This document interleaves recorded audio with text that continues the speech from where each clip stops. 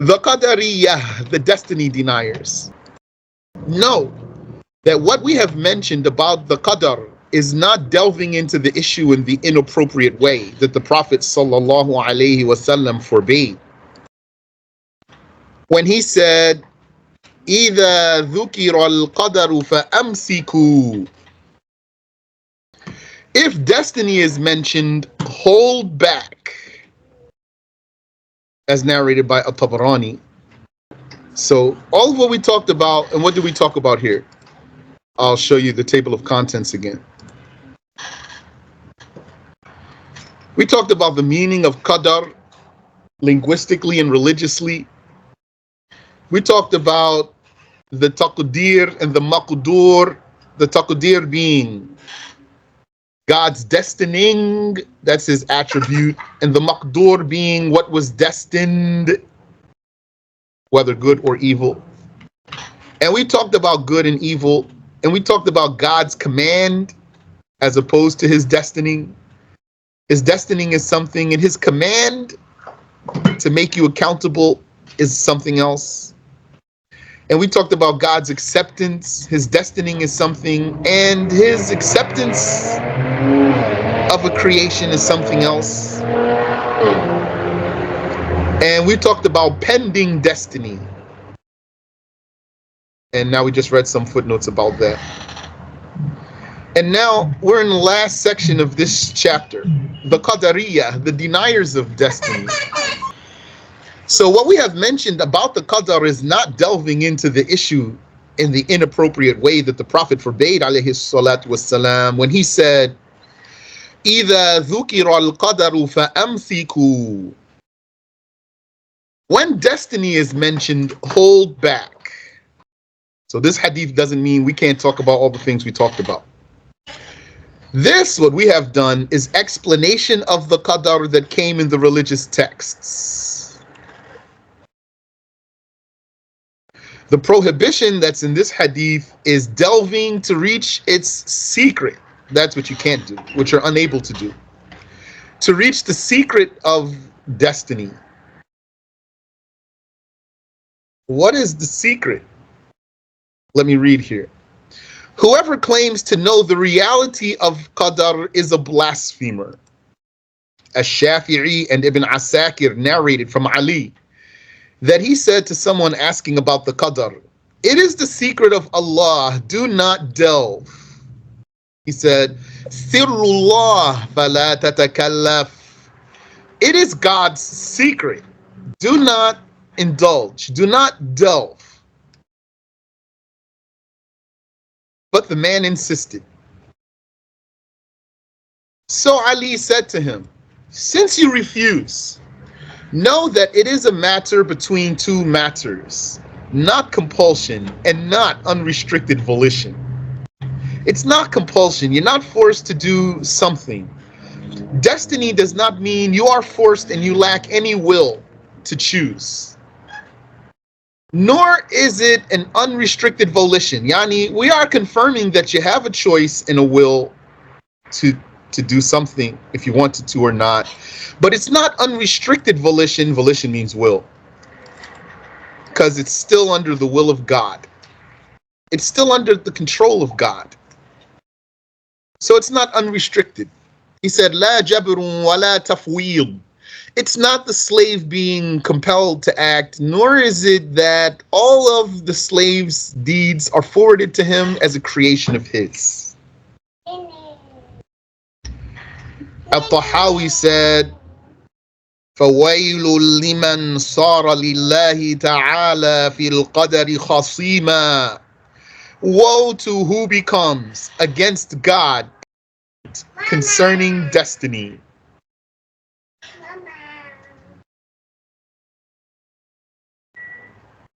Woe to who becomes against God an opponent concerning destiny. Not wow, woe. Like that means too bad for you. Oh, whoa, W-O-E, maybe. Let me see. W-O-E. Great sorrow or distress. Yes, you're right. And woe, W-H-O-E, that's something else, right? Or W-H-O-A. Used to express surprise, interest, or alarm, or to command attention. Woe. Yeah. Used as a command of a horse. Yeah, that's something else. You're right. Let me fix that. Thank you.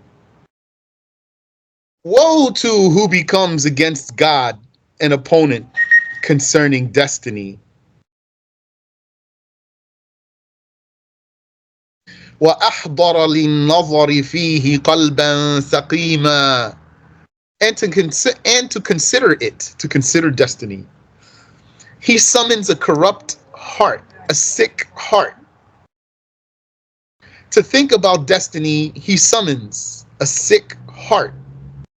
Yani, a corrupt mind. وَلَقَدِ الْتَمَسَ بِوَهْمِهِ فِي فَحْصِ الْغَيْبِ سِرًّا كَتِيمًا.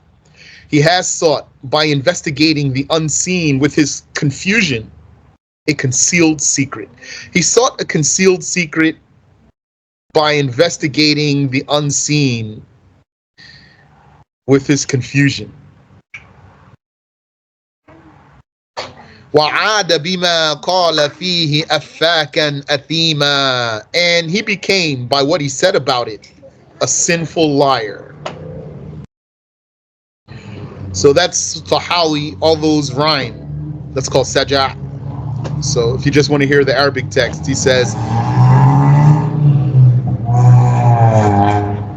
فَوَيْلٌ لِمَنْ صَارَ لِلَّهِ تَعَالَى فِي الْقَدَرِ خَصِيمًا وأحضر للنظر فيه قلبا سقيما. لقد التمس بوهمه في فحص الغيب سرا كتيما. وعاد بما قال فيه أفاكا أثيما. The reality of the qadar has been blocked from us. Yani, why? What is it that we don't grasp? What we don't grasp is merging the fact that everything is under God's control while enabling us to choose for ourselves. We can just confirm both of those and we can put them side by side, but we can't fuse them. Our minds can't fuse those, put them together. God has control over everything, even all of what we do. And still, we have a choice to act. We choose to do our voluntary actions. Those two facts, we're able to line them up and put them side by side, and we're not able to fuse them. Our minds cannot conceive the fusion of that. The reality of the qadar has been blocked from us. When a person disputes about it and wants to investigate and follow his delusions, because he didn't stop, so he's going to be indulging in his delusions and his assumptions. This shows that his heart is corrupt and diseased. Footnote. This statement of Al-Tahawi is explicit dispraise of the Mu'tazila.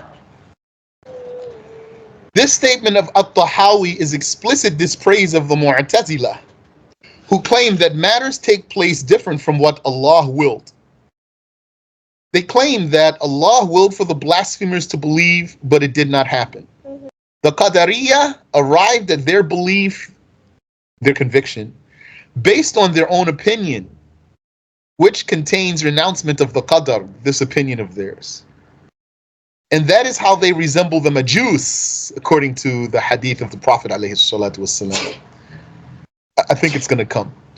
To refer to someone as a disputer of the Qadar of Allah is dispraise. So Tahawi was, when he says, the dispraise in his statement is obvious.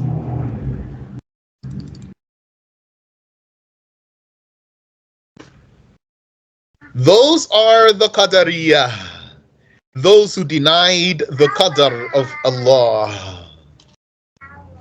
And they confirmed it for themselves. They denied God's destiny and they confirmed it for themselves, even if they don't say it that way. But some people, maybe not these ones who are attributed to Islam, Yani, I didn't learn that they say this statement that people say in our day. People say in our day, we make our own destinies. So that statement to say we make our own destinies, it is a denial of destiny.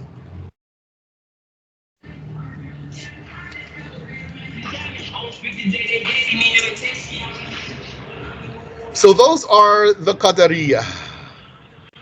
They say they create their own deeds, that they make their own destiny, and or they say there is no destiny.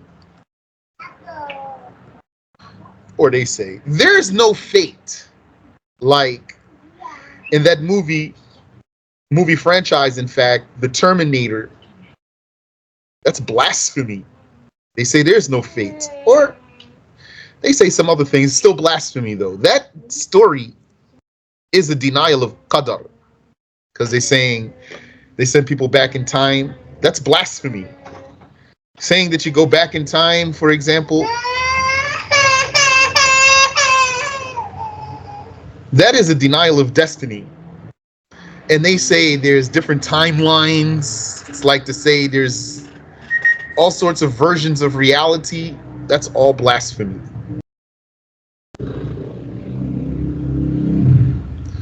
So we have a footnote here. Those are the Qadariyyah. Ibn Furak narrates from Al-Ash'ari that Al-Ash'ari spoke about the meaning of being called and described as Qadari. You say Qadariyyah, that's plural. So a single person would be a Qadari. That this term refers to whoever claims that he creates his own deeds. Not that Allah creates his deeds. And it refers to who believes that he independently of God manages those deeds with his own power. That's Qadariyyah. Because someone might think, he might say, why are they called Qadariyyah?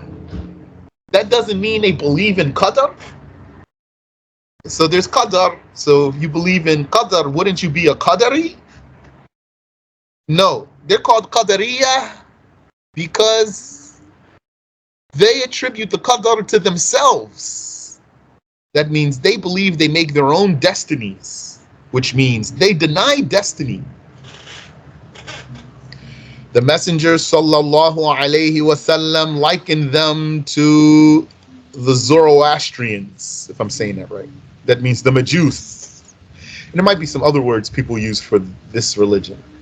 Or maybe some of these varying words, Zoroastrians, and there's some other words out there, possibly refers to some of their sects. So Majus, that's an ancient religion. From before Prophet Muhammad sallallahu alaihi wasallam. It came out of Persia.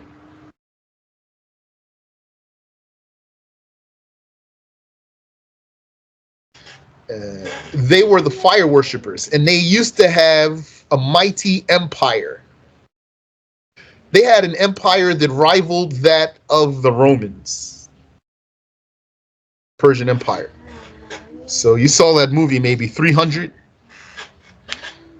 So it was supposed to be those Greeks, 300 Greeks against all the Persians. So those Persians would have been fire worshippers, Majusis.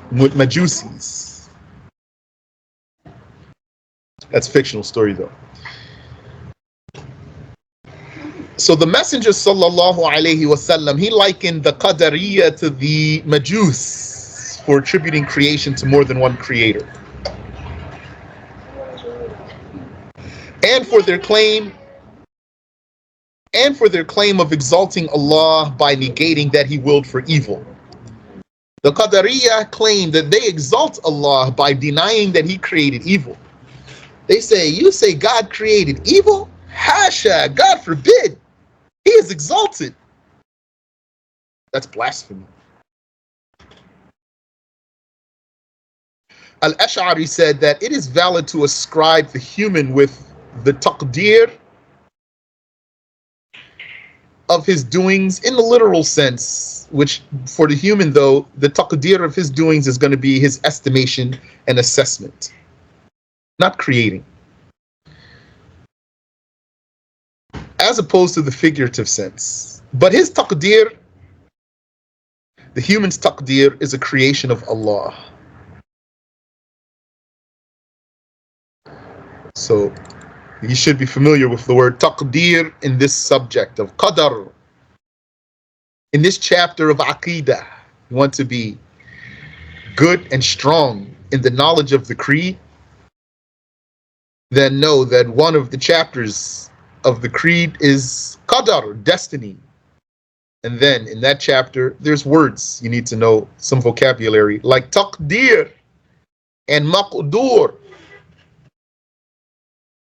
Taqdeer for Allah is his destining.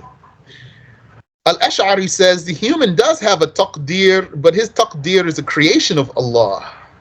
It's not creating, it's just his assessment and estimation. This is just as it is permissible to refer to the human as a builder or a writer or as being in motion or being a striker, someone who hits. While all of these meanings are a creation of Allah.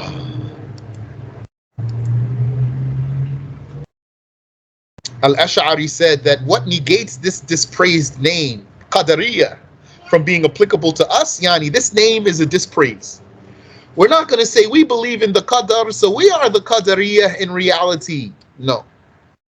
We're not the Qadariyyah. We do believe in Qadar, but we're not Qadariyyah.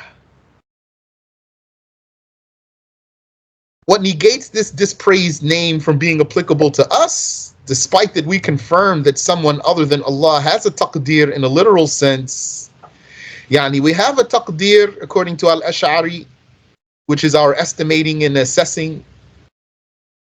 We're still not called Qadariyyah, and this name doesn't apply to us because we did not make the taqdeer of the human independent of the taqdeer of Allah. That's what the Qadariyyah did. They say we create our own deeds.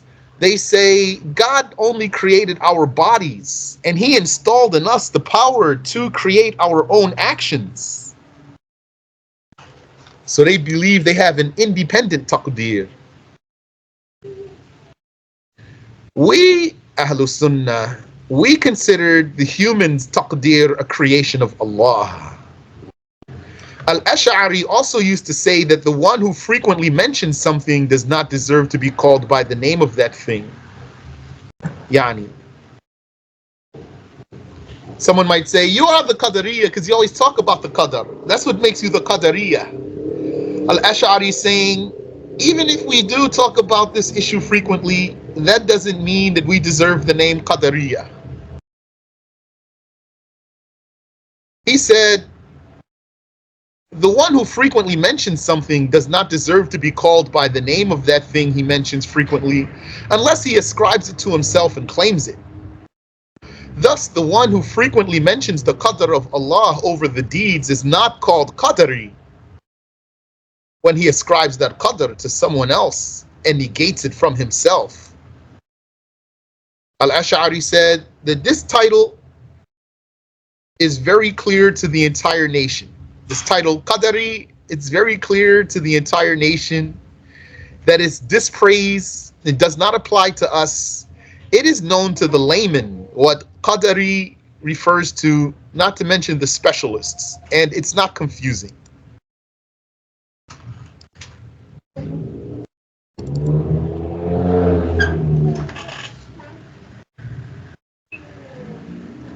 So, who are the deniers, or who are the Qadariyyah? The Qadariyyah are those who denied the qadar of Allah, which is his taqdeer, his destining. Footnote. The original faction of the Mu'tazila is called Al-Wasiliyah.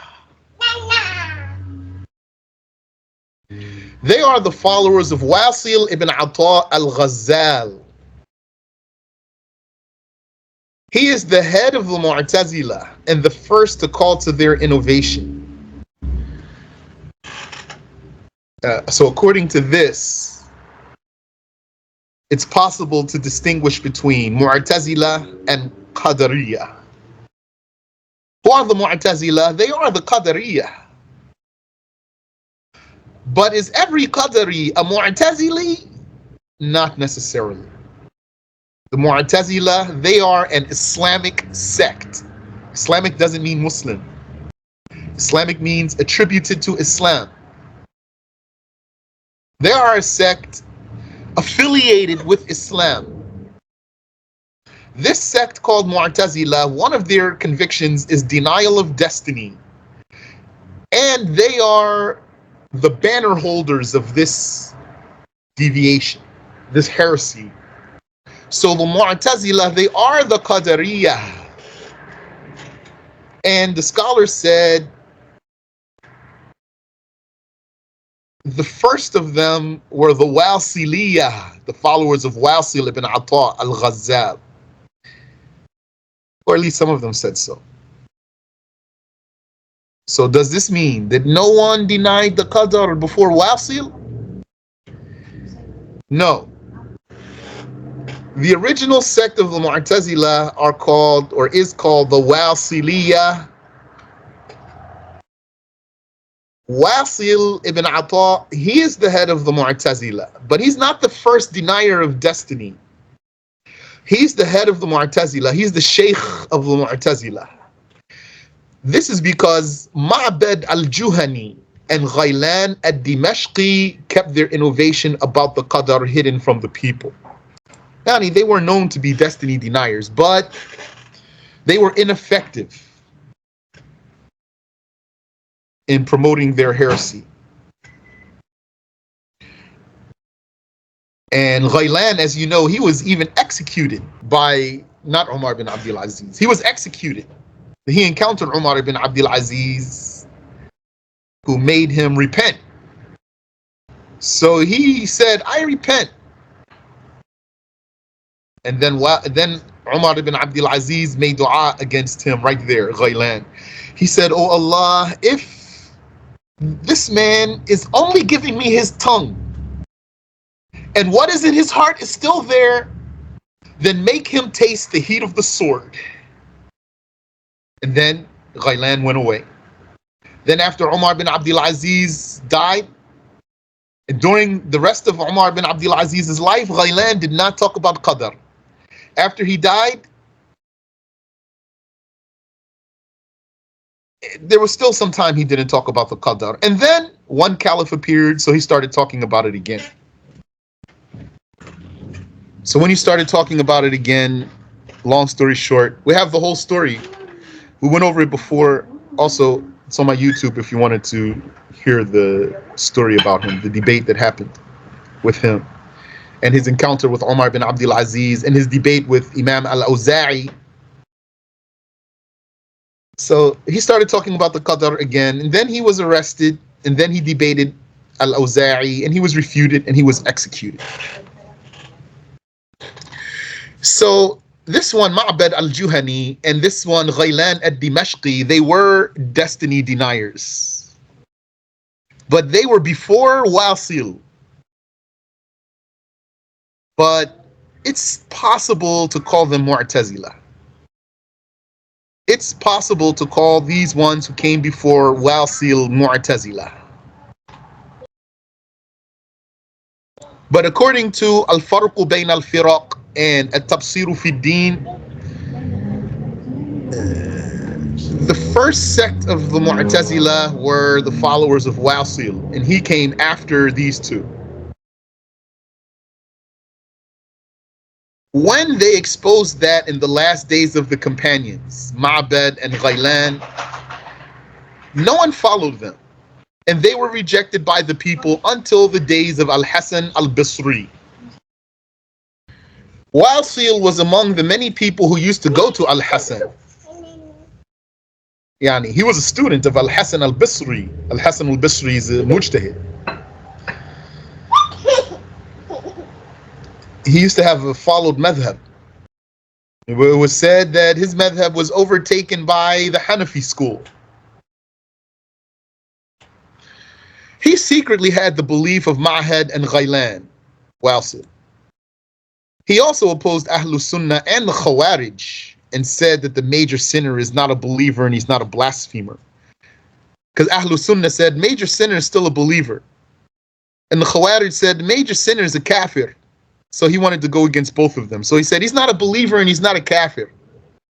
Rather, he has a status between them. And that, he said, his judgment is that he will be in hell forever with the blasphemers, but he's not a blasphemer. All that's from Wasil ibn Atta. So Al-Hasan shunned him and his followers from sitting with the Muslims. They were thus called Al-Mu'tazilah, the outcasts, or like the misfits. But they were outcasted literally. They were shunned. They were outcasts, Mu'tazilah. When Wasil outwardly expressed his innovation and was shunned to the side of the masjid, and I have a question, why he was not expelled from the masjid altogether, I don't know. If you learn, why was Wasil and whoever stuck with him allowed to even stay in the masjid and go to their own corner, and they weren't expelled from the masjid altogether? Tell me. When Wasil outwardly expressed this innovation and was shunned to the side of the masjid, Amr ibn Ubaid agreed with him. Amr ibn Ubaid, he's Wasil's henchman. He's his top goon. They were unable, however, to spread their beliefs. Yani was still very isolated.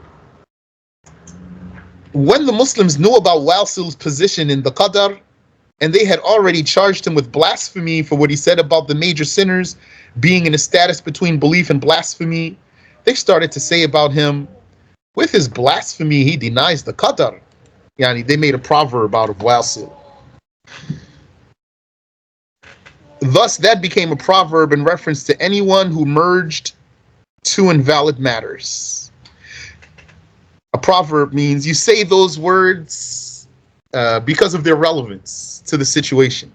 So Wasil was saying here is, this Wasil, he had a corrupt belief about saying that a major sinner is neither a believer nor a kafir.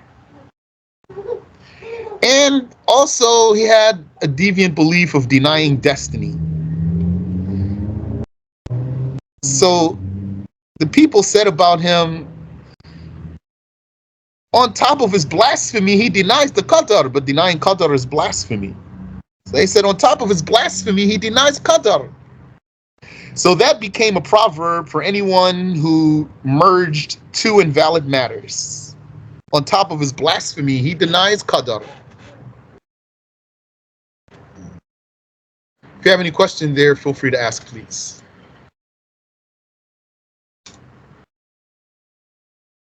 So, the Qadariyyah are those who denied the Qadar. Question.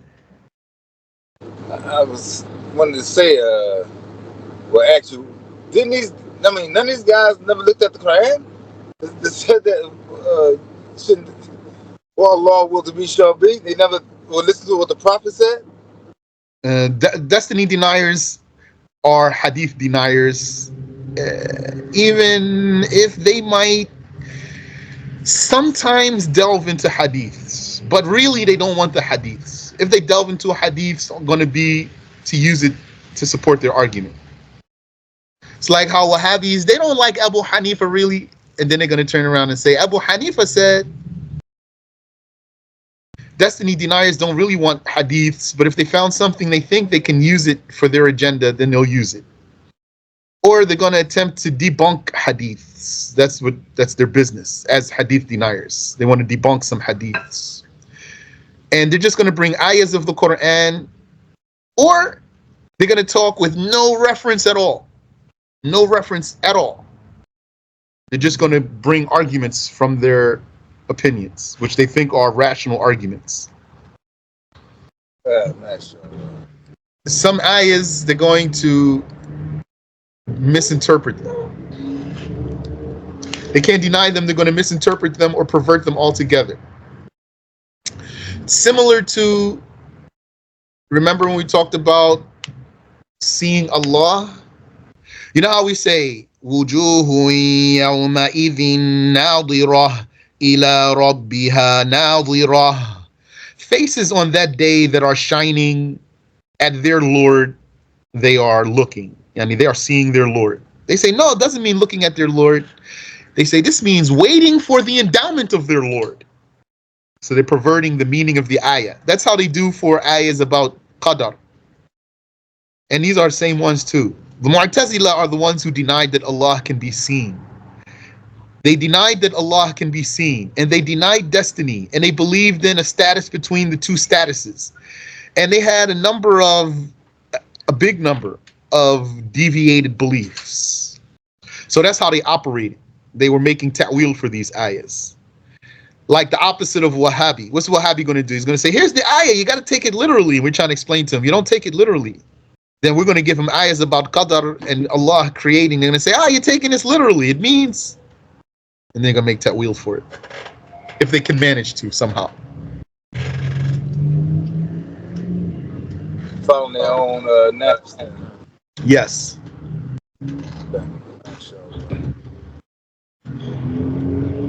So the Qadariyyah are those who denied the qadar of Allah and they confirmed it for themselves. They say they create their own deeds and they make their own destiny. Or they say there is no destiny. Yani, when someone believes there's no destiny, then means he just believes things happen in time. As time goes on, things are just happening with no preordainment, with no predestination. And that's why from there, people are like what they do in movies and cartoons and comic books these days. They start talking about time travel and multiverses and things like that. Among what all factions of the Mu'tazila agree upon is that slaves, whether honorable like humans and angels, or small like the mosquito and all insects, or degraded like the pig and the donkey, and every worm and fish, etc., are their own creations. Something's missing here. Among what all factions of the Mu'tazila agree upon is that the actions of the slaves, yani the deeds of the slaves, or the actions, the voluntary movements, or voluntary actions of the slaves, even in their hearts, their cardial actions in their hearts, whatever they do in their hearts, as well as the movements they do with their limbs, their voluntary actions, are all created by those slaves. Whether they are honorable slaves like humans and angels, believing humans and angels, or they're small like worms and mosquitoes, or they're wretched like pigs. To them, Allah is not the creator of their deeds or actions, and He does not have power over what they do. Rather, they say Allah is only the creator of their bodies. He created their bodies only and installed in them the power to create their own voluntary actions. That's blasphemy. Still have a way to go here. For some reason, I thought this could be finished in one session. But we went through a lot of footnotes there.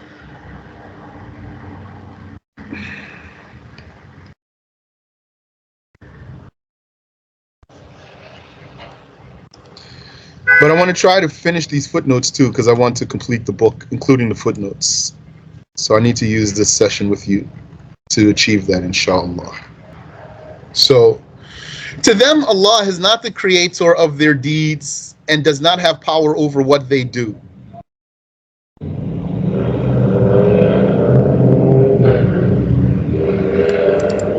Footnote. The Mu'tazila say that after Allah created the slaves, He became powerless over their deeds. The one who looks into the sayings of the Mu'tazila knows that they are deserving of being charged with blasphemy. It is confirmed that they said that Allah was powerful over the motion and stillness of the slaves before He gave them power over them. They say that after giving the slaves power over their deeds, He became powerless to create their deeds. This belief of theirs was conveyed by Imam al-Haramain, Abu al-Qasim al-Ansari, Abu Sa'id al-Mutawalli, al-Maturidi, Abu al-Hasan Shith ibn Ibrahim, and others.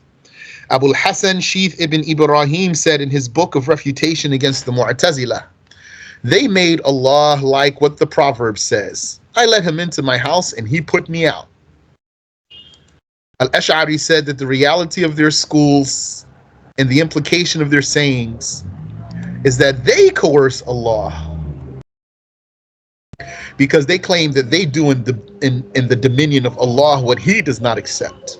Thus, according to that, things occur that Allah does not accept, that Allah does not will, and what He willed does not take place.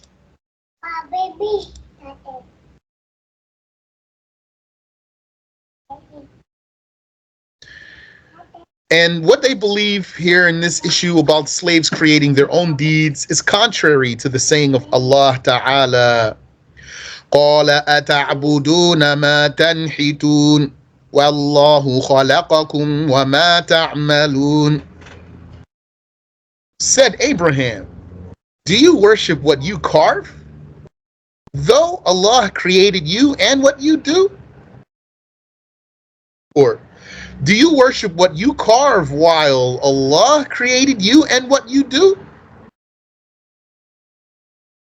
Or, do you worship what you carve? Allah created you and what you do. So the proof is here. وَاللَّهُ خَلَقَكُمْ وَمَا تَعْمَلُونَ. Allah created you and what you do. That means Allah created you and your doings.